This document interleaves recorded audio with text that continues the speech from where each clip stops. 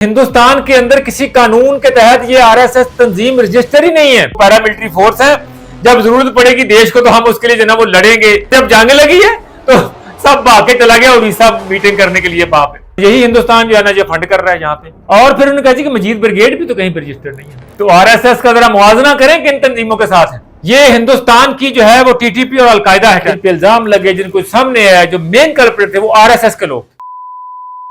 तो इतना तो हिंदुस्तान के प्रधानमंत्री श्री नरेंद्र मोदी ने 15 अगस्त को जो तकरीर की अपना लाल किले में, उसमें जनाब उन्होंने लतीफा ही है वैसे, लेकिन उन्होंने तारीख बदलने की कोशिश की है। उन्होंने जनाब क्या मतलब ये जिस चीज से आपका वास्ता ही नहीं, उन्होंने कहा जी कि हाँ हिंदुस्तान की आजादी की जो तहरीक है उसमें आरएसएस ने बड़ा हिस्सा लिया। उसने कहा जी कि वो जो अपना करारदाद पेश की थी वो जनाब सावरकर और उसके लोगों ने पेश की थी। मतलब ये अब इस मामले में बात तो वो कर बैठा क्योंकि मजबूरी है। पीछे मोहन भगवत साहब जो है ना उसको गर्दन से पकड़ा हुआ है, उनका कट दें आगे, हम आपको निकाल देंगे। तो अब वो आरएसएस को और इसके संचालक को जो है वो खुश करने के लिए लगे हुए हैं। पाकिस्तान से तो शर्मिंदगी हुई। एक तो था कि ऐसे खुश करते कि पाकिस्तान से जनाब जंग युद्ध जीत लेते, अब वो तो औकात रही नहीं, वो तो पॉसिबल हुआ नहीं, मुमकिन हुआ नहीं, बल्कि मुंह की खाई और पूरी दुनिया में जलील अलग हो गए और मुसलसल हुए जा रहे हैं। अब उन्होंने कहा चलो गली बाती सही, कोई खिताब में तकरीर में अपना जनाब नेशनल डे है 15 अगस्त है तो मैं जनाब तकरीर में कह दूं कि जनाब आरएसएस का बड़ा रोल है। अब उसके बाद जनाब कट्टा जट्टा खुल गया आरएसएस का। अब उसने तो एक बात की, मैंने आपको पहले ही बताया कि जब आपका बुरा वक्त चल रहा हो तो आप ऊंट पे बैठे हो तो कुत्ता आपको काट लेता है, ये आपका बुरा वक्त होने की निशानी है।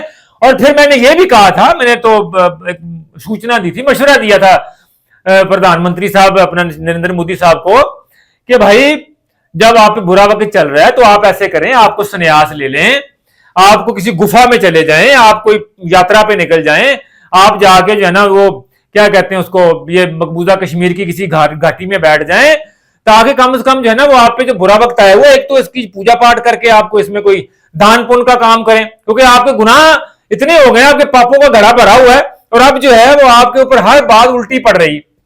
आपको बात सोचते हैं उल्टी पड़ जाती है, आपको बात मुंह से निकलती है वो पकड़ी जाती, वो पलटी जाती, ठीक है। ऊपर से जनाब राहुल गांधी ने जो आपकी चोरी पकड़ी है वोटों की, वो अलग मामला है। तो आपका ये वाला बयान भी जो है ना वो उल्टा पड़ा हुआ है। अब आरएसएस पे बातें होनी, वो आरएसएस अब पहले ही कटहरे में खड़ी कर दी लोगों ने, और हम भी थोड़ी सी जरा फिर जाके हमने भी कोई थोड़ी सी गोता लगाया, हमने कहा जरा चेक करें जनाब ये क्या बकवास की है नरेंद्र मोदी साहब ने, कहां पे आजादी की जिद्दोजहद और कहां पे ये इंतहा पसंद हिंदू। ये तो जो है वो क्या कहते हैं अखंड भारत के कायल, ये तो तकसीम के सख्त खिलाफ थे कट्टर सारे। तो कहते थे जी कि एक ही जो है ना वो ये रहे, बस अंग्रेज चले जाए यहां से, बाकी उसके बाद कांग्रेस और जनाब ये हिंदुओं की जनाब सरकार बन जाए पूरे इस रीजन के ऊपर, पूरे दोनों मुल्कों के ऊपर। ये तो वो थे जो गांधी साहब इमरान अपना कायदे आजम रहमतुल्लाह अलैह को पेशकश की थी कि आप मुत्तहिदा हिंदुस्तान के वजीर आजम बन जाए। ये इन्होंने कौन सी जिद्दोजहद की, फ्रीडम फाइटर बन गए, ठीक है। अच्छा उसके बाद जनाब अब ये बहुत सारे लोग जो हैं ये सामने लेके आ गए, उन्होंने बड़ा जबरदस्त किस्म का एक, इसमें मैं जब रिसर्च कर रहा था तो एक और तरह का जनाब इंकशाफ हुआ कि जो आरएसएस है, आज जरा आरएसएस के थोड़े से ना बखियो देड़ते हैं, जरा इसका करते हैं, इसको देखते हैं ये क्या। आरएसएस बनी तो जाहिर है 1925 की है, 100 साल पूरे होने वाले हैं अभी सितंबर में, लेकिन अजब यानी कि एक इंकशाफ हुआ है कि ये जो तंजीम है देखिए इन्फ्लुएंस कितना है, क्योंकि मजहबी तंजीम है, इंतहा पसंदी है, हिंदुइज्म है, बालादस्ती है, राष्ट्रीय फलाना ये वो, रजिस्टर ही नहीं किते। मतलब इन हिंदुस्तान के अंदर किसी कानून के तहत ये आरएसएस तंजीम रजिस्टर ही नहीं है। उसकी भी वजह है जबरदस्त किस्म की, वो भी हमने निकाली है भाई कि ये क्या चल रहा है। मैंने जरा कुछ दोस्तों से बात की, मैंने कहा जरा आप तो वहां पे बात नहीं कर सकते, जरा मुझे देने थोड़ी सी जरा जानकारी, सूचना थोड़ी सी दें। तो बड़ी जबरदस्त किस्म की इंफॉर्मेशन सामने आई है जनाब। हिंदुस्तान में इस तरह की जो तंजीमें हैं, जो एनजीओ कह लें या कोई इस तरह की जो तंजीमें जो मजहबी के लिए काम करती हैं, जो सोशल वर्क करती हैं, क्योंकि इनका कवर भी तो वही है ना, मजहबी सोशल वर्क और जनाब लोगों की इस्लाह फलाह बहबूद फलाना ये वो। उन्होंने मुझे बताया जी कि जो हिंदुस्तान का कानून है सोसाइटीज एक्ट 1860, उसके सेक्शन 3A के तहत जो है इस तरह की तंजीमें रजिस्टर होती हैं। लेकिन ये जो आरएसएस है, आरएसएस जो है हिंदुस्तान के किसी कानून के तहत रजिस्टर्ड जमात ही नहीं है। अब मैंने कहा जी कि ये क्यों रजिस्टर नहीं हुआ, और अगर आप जो है इसको अगर आप विकिपीडिया पे देखें तो विकिपीडिया जरा मोस्टली तो अपना वो नहीं है इसको कि आप इसको किसी जगह पे कोई बतौर एविडेंस पेश करें, लेकिन वहां पे पूरी तरह उसने वो लिस्ट किया हुआ चीजों को ना। तो उसके बाद मैंने आगे भी निकल के देखा तो ये जनाब वहां पर भी जो है ना पहले विकिपीडिया में भी एक पैरामिलिट्री ऑर्गेनाइजेशन के तौर पे इसको कहा गया कि पैरामिलिट्री, ये कहते भी थे ना कि हम एक वॉलंटरी फोर्स है, जरूरत पड़ेगी देश को तो हम जनाब देश के लिए जनाब लड़े मरेंगे। अभी जरूरत पड़ी थी अभी जरूरत पड़ी थी तो जब जरूरत पड़ी तो ये जो मोहन भगवत हैं, इनके जो संचालक हैं, जो आरएसएस के चीफ हैं, वो दिल्ली से भाग के जो है ना वो चला गया उड़ीसा, ताकि जो है ना वो पाकिस्तान से जंग से दूर भाग जाऊं। ये इन्होंने बनाई हुई है तंजीम के वॉलंटियर है हमारे पास, हम जनाब वो पैरामिलिट्री फोर्स है, जब जरूरत पड़ेगी देश को तो हम उसके लिए जनाब वो लड़ेंगे और जनाब मैन फराहम करेंगे। और जब जंग लगी है तो सब भाग के चला गया उड़ीसा मीटिंग करने के लिए वहां पे, और उसके बाद नागपुर चला गया हेडक्वार्टर में। तो ये इनकी कहने की बातें और खैर, लेकिन चूंकि इन्होंने फिर बकायदा जो था 1984 में इन्होंने फिर बजरंग दल और शिवसेना के नाम से दो बकायदा मिलिटेंट विंग जो है वो क्रिएट किया आरएसएस ने। ये दोनों तंजीमें हैं। बाद में भी ये पॉलिटिकल फेस भी इनका आया, शिवसेना बॉम्बे में जरा पता है, बजरंग दल तो इलेक्टोरल पॉलिटिक्स में बहुत ज्यादा कामयाब नहीं, लेकिन शिवसेना हुई, बाल ठाकरे उसमें आगे बढ़े, फिर वो महाराष्ट्र को लेके महाराष्ट्र की पॉलिटिक्स उन्होंने की। तो अभी भी इनकी जो है वो अच्छे खासे स्टेक है मुंबई में। फिर बीजेपी ने जो है उनके खिलाफ ऐसे ही आपस में फिर इख्तलाफ हुआ, बीजेपी ने वहां पे उनके खिलाफ ना वो रजीम चेंज का ऑपरेशन किया, उन्हीं के बंदे तोड़े और फिर अपना जो है उनकी हुकूमत वहां खत्म की, तो अपनी साथ हुकूमत है वहां पे मिला ली, उन्हीं में से सन लगा के इन्होंने। तो खैर ये वाला इशू। उसके बाद जनाब ये किसी जगह पे रजिस्टर्ड नहीं है, तो मैंने कहा जी रजिस्टर क्यों नहीं? उन्होंने कहा जी कि अगर रजिस्टर कराएंगे तो फिर पैसों का हिसाब देना पड़ता है, क्योंकि अगर आप सोसाइटीज एक्ट के तहत अगर रजिस्टर होते हैं तो फिर आपको फंडिंग कहां से आ रही है, पैसे कहां से आ रहे हैं, तमाम खाते या फिर दिखाने पड़ते हैं सरकार को, गवर्नमेंट के रिकॉर्ड्स में आते हैं आपकी तमाम फंडिंग, आपको कितना आया, कितना लगाया, कहां लगाया, सारा कुछ उसका ऑर्डर जो है वो सरकार करती है आपका। फिर तो ये चीजें पंजाब ना कायदे कानून में किसी जगह पर है, ना कोई पैसे का हिसाब है, पैसा कहां से आ रहा है, एक्सटॉर्शन चल रही है, किसी को धमकाया जा रहा है, किसी से वैसे को फंडिंग दे रहे हैं, मजहब के नाम के ऊपर इनकी मदद कर रहे हैं, तो पैसा खुला खिलाया आ रहा है।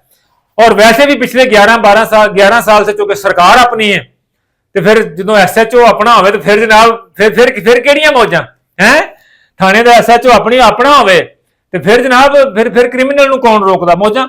तो नरेंद्र मोदी को उन्होंने जनाब उसे थानेदार लाया तो आप मौजे कर रहे हैं सारे RSS के लोग। अभी 100 साल जश्न मनाने की तैयारी है और नरेंद्र मोदी साहब ने मजीद उनको जो है ना करीब तरीन आके सब के जलील करवा दिया, कही कि ये किसी जगह पर रजिस्टर नहीं है। अब आगे थोड़ा सा और भी बढ़े, मैंने पिछली एक वीडियो में आपको इसी RSS का एक जो करिंदा था, उसका जो एक प्रचारक था यशवंत शिंदे, मैंने आपको उसके इंकशाफात बताए थे कि जनाब उसने कैसे कहा कि ये RSS जो है ना वो मिलिट्री या मिलिटेंट की कार्रवाइयां कैसे करता है, दहशतगर्दी कैसे करवाते हैं, ट्रेनिंग बम धमाके की कैसे करते हैं। अब उसकी बात जो है ये चीजें मजीद कुछ आगे बढ़ी कि ये इनका काम जो है ये अगर आप गूगल से चीजें पढ़ेंगे तो वहां पर भी सारी आपको चीजें मिल जाएंगी कि RSS के कौन से जो लोग हैं।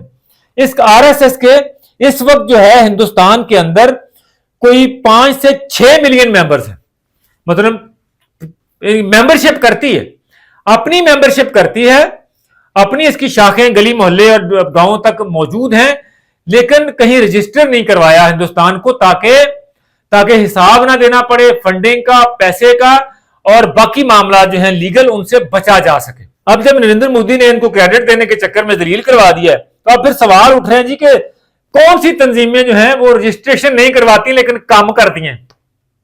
फिर उन्होंने कहा जी कि वहां पर जब वहां पे बारी आई उन्होंने कहा जी कि जो मऊ बागी है ये भी कहीं रजिस्टर्ड नहीं है, तंजीम उनकी भी है, मोस्ट है। उन्होंने कहा नक्सल जो है, नक्सलाइट जो है, नक्सलवादी जिन्हें कहते हैं, उनका जी रजिस्टर तो वो भी कहीं नहीं है, कार्रवाइयां वो भी पूरी कर रहे हैं। और बाकी जो दहशतगर्दी की तंजीमें हैं वो भी कहीं रजिस्टर्ड नहीं होती ना।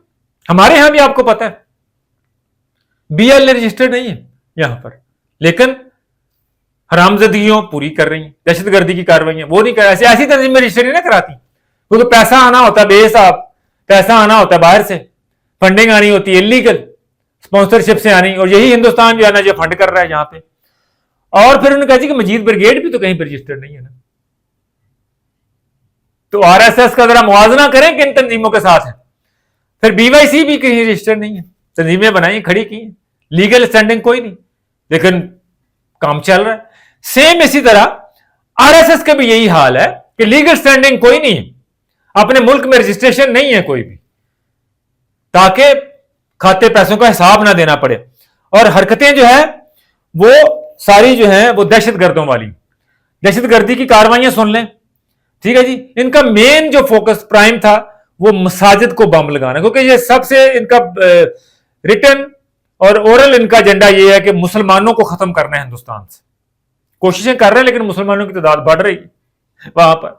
और फिर उसके बाद सिर्फ पहले मुसलमान एजेंडा थे, उसके बाद फिर बाकी तमाम यानी कि माइनस हिंदुस्तान माइनस हिंदू सबको मारना है। हमने देखा पिछले दिनों के क्रिश्चियंस की इबादत गाहों पर हमले हुए। हमारी मसाजिद तो खैर बाबरी मस्जिद शहीद कर दी, मंदिर बना दिए, बहुत सारी और यादगारें मिटा दी सारी मुसलमानों की आहिस्ता आहिस्ता। यूपी में देखें क्या कुछ किया, नाम गली मोहल्लों चौराहों के सड़कों के नाम बदल दिए, मसाजिद के नाम बदल दिए कर करा के। तो ये मसाजिद में जो है वो मामला। एक सबसे बड़ा फिर इन्होंने एक और धमाका आरएसएस डायरेक्टली आरएसएस पे इन्वॉल्व था, वो था 29 सितंबर 2008 का मालेगांव का धमाका, जहां पे मुसलमान जो है वो अफ्तारी कर रहे थे, रमजान की अफ्तारी के लिए जमा हुए थे, और वहां पर जो है वो बम धमाका किया गया जिसमें बहुत सारे, और इसमें तमाम लोग मालेगांव को जितने जो आरोपी जितने आरएसएस के जो थे सबको जो है वो बरी कर दिया। क्योंकि सिस्टम वही जैसे तालिबान है, जैसे फितनतुल ख्वारिज के लोग ये थ्रेट करते हैं सिस्टम को, जजों को, बाकी मामला को, पुलिस को, क्या मार देंगे जनाब, हम बम लगा देंगे, ये काम भी वही करते। ये इंतहा पसंद कहने को, असल में दहशतगर्द। RSS is a terrorist organisation, RSS is a terrorist organisation, RSS is like TTP, like an Al Qaeda. ये हिंदुस्तान की जो है वो टीटीपी और अलकायदा है टेररिस्ट, आरएसएस जो है।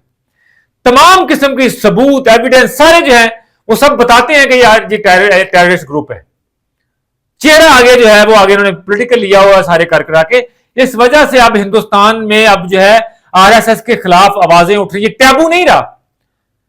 जब तक कांग्रेस की सरकार रही यहां पर आरएसएस के ऊपर बैन लगाए गए, इसको कैंडे में रखा गया, नीचे रखा गया। लेकिन जब कांग्रेस का एरा उधर हुआ, वाजपेयी की सरकार आई, उसके बाद से फिर इनको पैट्रनाइज किया गया, फिर आहिस्ता आहिस्ता इनके ऊपर हाथ रखे गए, और फिर जो कह लें कि बस जो फतह हुई इनको, वो नरेंद्र मोदी का चेहरा जब सामने रखा, उसके बाद फिर पिछले अमलन 11 साल से हिंदुस्तान पर आरएसएस की हुकूमत है। और मोहन भगवत जो है वो डिफेक्टो प्राइम मिनिस्टर हैं, डिफेक्टो प्रधानमंत्री हैं हिंदुस्तान के, जिससे कि जांच छुड़ाने के लिए अब इंडिया जो है वो हाथ पांव मारना शुरू हो गया कि ये भाई पूरे मुआशरे को प्लूट कर दिया है आरएसएस ने, इस जहनियत ने। और उसके बाद फिर हैदराबाद की मस्जिद में बम लगाया, मैंने पिछली वीडियो में बता दिया था, औरंगाबाद में बम लगाया, अजमेर शरीफ की दरगाह पे ब्लास्ट करवाया, समझौता एक्सप्रेस पे ब्लास्ट, तमाम के तमाम जितने दहशतगर्दी की कार्रवाइयां थी सबसे पहले जो है वो उनको पकड़ा गया, जो लोगों को जिन पे इल्जाम लगे, जिनको सामने आया, जो मेन कल्प्रिट थे वो आरएसएस के लोग थे। लेकिन यह भी एक इसमें तारीख गवाह है कि हर मुकदमे में आरएसएस के लोगों को बरी किया गया, चाहे वो मुंबई के धमाके हो, सीरियल ब्लास्ट, बाकी कुछ भी, आरएसएस के लोगों ने प्लान किए। और आपको अब तो सारा कुछ सामने आ गया ना आहिस्ता आहिस्ता। तो आरएसएस की मैंने मेन जो बताना था वो ये था कि आरएसएस जो है ना किसी जगह पे रजिस्टर्ड नहीं है, दहशतगर्दों जैसी तंजीम की तरह काम कर रही है। और नरेंद्र मोदी ने जनाब इसका जनाब नया लतीफा सुना के सबको जो है ना वो हंसा हंसा के मार देता है कि कहां आरएसएस, कहां सावरकर और कहां पे जनाब ये हिंदुस्तान की आजादी की। ठीक हो गया पाइन, इजाजत दें, अल्लाह ने के बाद।